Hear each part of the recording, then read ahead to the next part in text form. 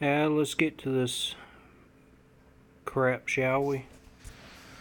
I'll let you know, I don't believe in God, but anybody can believe what they want. Let's get to it.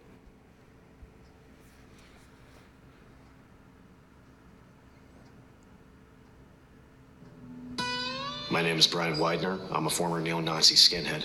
Not only did God change me physically, he also brought love into a world of hate and violence.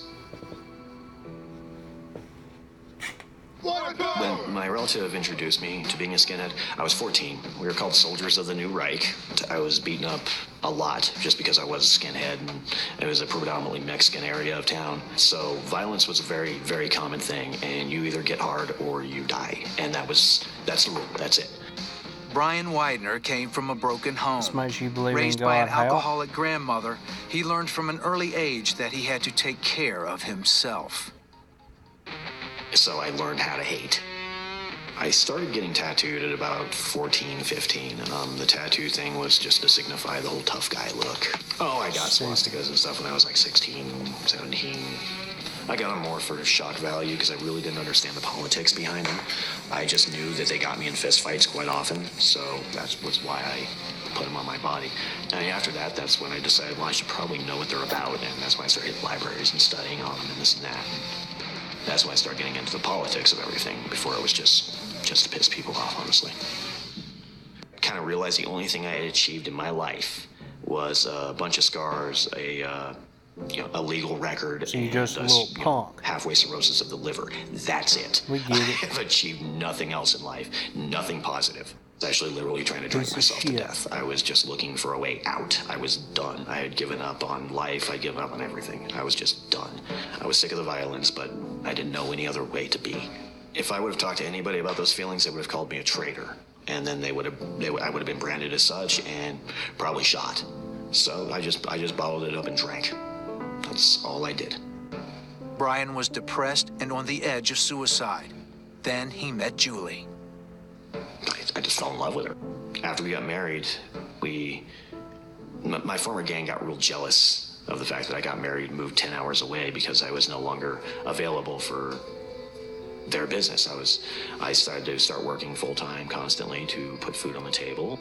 Right when my son was born, the president actually gave me an ultimatum to choose between them, or the gang, or my family. So I chose my family, and he said, okay, that's fine. We'll just give you a proper retirement, just mail in your patch, which I did. But it wasn't that simple.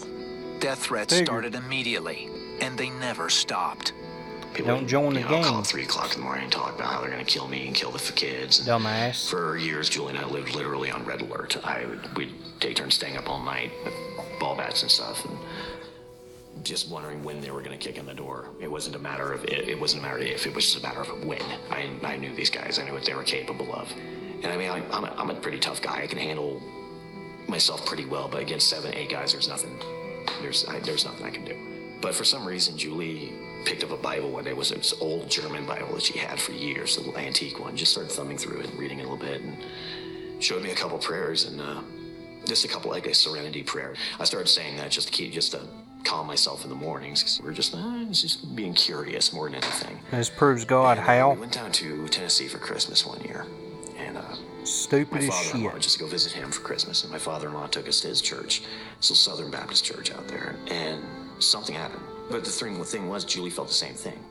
And I think it was almost at the same time. I mean, I don't know for sure, but, she looked at me, she's like, did you feel that? I was like, yeah, we got to do something. So as we started praying at that point, and praying and reading the Bible, and we actually made a promise to God. It's like, if you help us get out of this alive, we'll give our lives to you. And within a couple of months, we were able to move to Tennessee. And we did, and first thing we did was we gave our lives to God, because there was no way I could have done it by myself. Moved to Tennessee. Once I was able to accept Jesus in my life, that's the reason why they didn't catch you. Again, I was dumbass. able to enjoy a day. I was able to be polite and be happy. I was able to enjoy my has children. nothing to do with your damn God. Enjoy things, and he did that. When he filled me, it filled. It patched fucking the hole stupid. that was always leaking. And I mean, it's been amazing. It's been absolutely amazing. With the past lingering on his face, Brian's desire to live a normal life seemed hopeless. I mean, I'd go out to go out and try to get jobs, and yeah, nobody would talk to me. Parent-teacher conferences were always a mess.